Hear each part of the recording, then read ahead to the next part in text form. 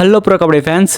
Last సీజన్లో ఫైనల్స్లో ఓడిపోయినటువంటి Haryana Steelers team ఈ సీజన్లో ఎలాగైనా ట్రోఫీని సాధించాలన్న కోరికతో వరుస విజయాలతో పాయింట్స్ టేబుల్లో ముందుకు దూసుకెళ్తుంది. ఈ సీజన్లో మోస్ట్ ఎక్స్పెన్సివ్ ప్లేయర్గా అందించినటువంటి మొహమ్మద్ రిజా సాదులు మటుకు ఈ సీజన్లో తగ్గేదే లేదన్నట్టుగా పర్ఫార్మెన్స్ చేస్తున్నాడు. లాస్ట్ సీజన్ ఛాంపియన్స్ అయినటువంటి పుణేరి పాండస్ టీం ఈ సీజన్లో దారుణంగా మ్యాచ్ని ఓడిపోతుంది. అలా ఓడిపోవడానికి కారణం వాళ్ళ యొక్క కెప్టెన్ అస్లాం ఇనామ్దార్కి ఇంజురీ అయ్యి మ్యాచ్లకి దూరంగా ఉండడమే. లాస్ట్ సీజన్లో ఇరు టీంలే ఫైనల్స్ ఆడాయి. అంటే హర్యానా స్టీలర్స్ వర్సెస్ పుణేరి పాండస్ మధ్య లాస్ట్ సీజన్లో ఫైనల్ మ్యాచ్ జరిగింది.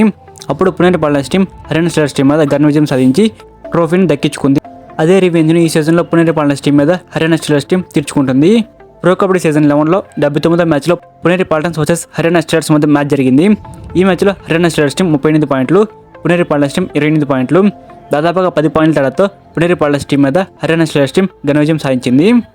ఇప్పుడు మనం ఈ వీడియోలో ఇరు జట్ల యొక్క రైడర్స్ అండ్ డిఫెండర్స్ ఏ విధంగా పర్ఫార్మెన్స్ చేశారు అండ్ పుణేరి పాల్టన్స్ టీం ఓడడానికి గల కారణం ఏమిటి అండ్ ఈ మ్యాచ్ పూర్తయిన తర్వాత పాయింట్స్ టేబుల్లో ఏ టీమ్స్ ఏ పొజిషన్స్లో ఉన్నాయని కూడా చూద్దాం.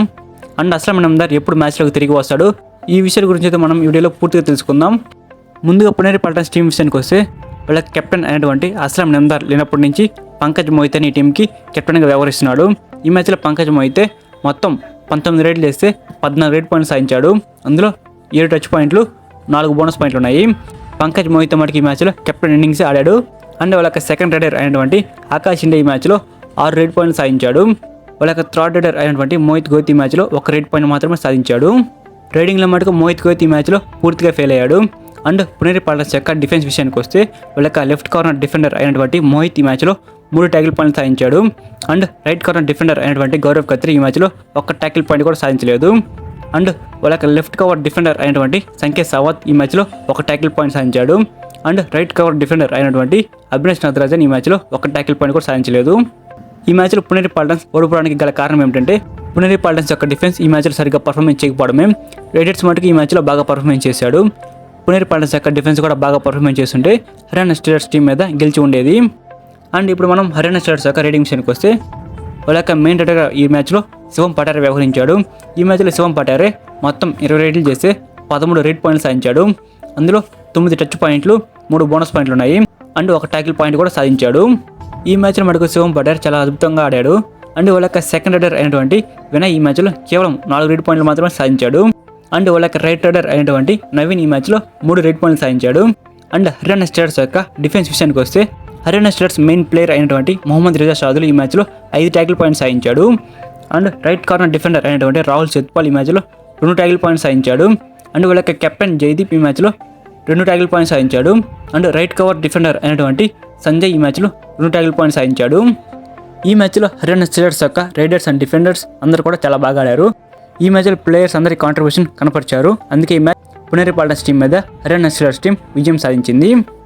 ఈ మ్యాచ్ ఫస్ట్ హాఫ్ పూర్తయ్యే సమయానికి హర్యానా స్టీలర్స్ టీం పుణేరి పాల్టన్స్ టీంని ఒకసారి ఆల్అౌట్ చేసింది. పుణేరి పాల్టన్స్ టీం ఫస్ట్ హాఫ్లో హర్యానా స్టీలర్స్ టీంని ఒకసారి కూడా ఆల్అౌట్ చేయలేదు. అండ్ సెకండ్ హాఫ్లో ఏ టీం కూడా ఒకసారి కూడా ఆల్అౌట్ అవ్వలేదు. అండ్ మ్యాచ్ పూర్తయ్యే సమయానికి హర్యానా స్టీలర్స్ టీం 38 పాయింట్లు, పుణేరి పాల్టన్స్ టీం 28 పాయింట్లు, 10 పాయింట్ల తేడాతో హర్యానా స్టీలర్స్ టీం ఘన విజయం సాధించింది. అండ్ ఈ మ్యాచ్ తర్వాత పాయింట్స్ టేబుల్లో ఏ టీమ్స్ ఏ పొజిషన్స్లో ఉన్నాయని ఒకసారి చూసుకుంటే పాయింట్స్ టేబుల్లో మొదటి ప్లేస్లో హర్యానా స్టీలర్స్ టీం ఉంది. 14 మ్యాచ్లు ఆడితే 11 మ్యాచ్లు గెలిచింది, 3 మ్యాచ్లు ఓడిపోయింది. సెకండ్ ప్లేస్లో ఇమాంబాద్ టీం ఉంది. 13 మ్యాచ్లు ఆడితే 8 మ్యాచ్లు గెలిచింది, 4 మ్యాచ్లు ఓడిపోయింది, 1 మ్యాచ్ టైగా ముగించుకుంది. అండ్ థర్డ్ ప్లేస్లో దబాన్ ఢిల్లీ కేస్ టీం ఉంది. 14 మ్యాచ్లు ఆడితే 6 మ్యాచ్లు గెలిచింది, 5 మ్యాచ్లు ఓడిపోయింది, 3 మ్యాచ్లు టైగా ముగించుకుంది. అండ్ 4వ ప్లేస్లో తెలుగు టైటన్స్ టీం ఉంది. 13 మ్యాచ్లు ఆడితే 8 మ్యాచ్లు గెలిచింది, 5 మ్యాచ్లు ఓడిపోయింది. అండ్ 5వ ప్లేస్లో పాట్నా పైరేట్స్ టీం ఉంది. 13 మ్యాచ్లు ఆడితే 7 మ్యాచ్లు గెలిచింది, 5 మ్యాచ్లు ఓడిపోయింది, 1 మ్యాచ్ టైగా ముగించుకుంది. అండ్ 6వ ప్లేస్లో పుణేరి పాల్టన్స్ టీం ఉంది. 14 మ్యాచ్లు ఆడితే 6 మ్యాచ్లు గెలిచింది, 5 మ్యాచ్లు ఓడిపోయింది, 3 మ్యాచ్ టైగా ముగించుకుంది. అండ్ 7వ ప్లేస్లో జైపూర్ పింక్ ప్యాంథర్స్ టీం ఉంది. 13 మ్యాచ్లు ఆడితే 7 మ్యాచ్లు గెలిచింది, 5 మ్యాచ్లు ఓడిపోయింది, 1 మ్యాచ్ టైగా ముగించుకుంది. అండ్ 8వ ప్లేస్లో యూపీఎస్ టీం ఉంది. 13 మ్యాచ్లు ఆడితే 6 మ్యాచ్లు గెలిచింది, 6 మ్యాచ్లు ఓడిపోయింది, 1 మ్యాచ్ టైగా ముగించుకుంది. 9వ ప్లేస్లో తమిళ తలవాస్ టీం ఉంది. 13 మ్యాచ్లు ఆడితే 5 మ్యాచ్లు గెలిచింది, 7 మ్యాచ్లు ఓడిపోయింది, 1 మ్యాచ్ టైగా ముగించుకుంది. అండ్ 10వ ప్లేస్లో బెంగాల్ వారియర్స్ టీం ఉంది. 13 మ్యాచ్లు ఆడితే 3 మ్యాచ్లు గెలిచింది, 8 మ్యాచ్లు ఓడిపోయింది, 2 మ్యాచ్ టైగా ముగించుకుంది. అండ్ 11వ ప్లేస్లో గుజరాత్ జైన్స్ టీం ఉంది. 13 మ్యాచ్లు ఆడితే 4 మ్యాచ్లు గెలిచింది, 8 మ్యాచ్లు ఓడిపోయింది, 1 మ్యాచ్ టైగా ముగించుకుంది. అండ్ 12వ ప్లేస్లో బెంగళూరు బుల్స్ టీం ఉంది. 14 మ్యాచ్లు ఆడితే 2 మ్యాచ్లు గెలిచింది, 12 మ్యాచ్లు ఓడిపోయింది. ఇదనమాట పాయింట్స్ టేబుల్లో ఈ మ్యాచ్ తర్వాత ఏ టీమ్స్ ఏ పొజిషన్స్లో ఉన్నాయనేది. సో పునేరి పాల్టన్స్ టీం యొక్క మెయిన్ ప్లేయర్ అయినటువంటి అస్లాం ఇనామ్దార్ విషయానికి వస్తే తనకైతే మన తెలుగు టైటన్స్ టీంతో ఆడుతున్నప్పుడు పెద్ద ఇంజురీ అయితే అయ్యింది. అప్పటి నుంచి అస్లాం ఇనామ్దార్ మ్యాచెస్కి అయితే దూరంగా ఉంటున్నాడు. ఆ ఇంజురీ వల్ల ఈ సీజన్ మొత్తం తను దూరంగా ఉండే అవకాశం అయితే ఉంది. ఈ సీజన్లో తను ఇంకా మ్యాట్ మీద కనిపించే అవకాశం లేదు. తను ఇంకా ఇంజురీ నుంచి కోలుకొని నెక్స్ట్ సీజన్లో కనిపించే అవకాశం ఉంది. ప్రో కబడ్డీ ఫ్యాన్స్ ఎవరైతే ఉన్నారో అస్లాం ఇనామ్దార్ని ఎంతమంది మిస్ అవుతున్నారో కింద కామెంట్ చేయండి. సో ఇదిగా ఈ వీడియో అయితే. సో ఇలానే మీరు కబడ్డీ మ్యాచ్ పూర్తయిన తర్వాత రివ్యూ అనేది తెలుసుకోవాలంటే మన ఛానల్ని సబ్స్క్రైబ్ చేసుకొని పక్కన ఉన్న బెల్ సింబల్ తనలో పెట్టుకోండి. సో మర్చిపోకుండా వీడియోకి లైక్ చేసి ఈ వీడియోని మీ కబడ్డీ ఫ్రెండ్స్ ఎవరైతే ఉంటారో వాళ్ళకి తప్పకుండా షేర్ చేయండి. Thank you for watching my video. Have a nice day guys.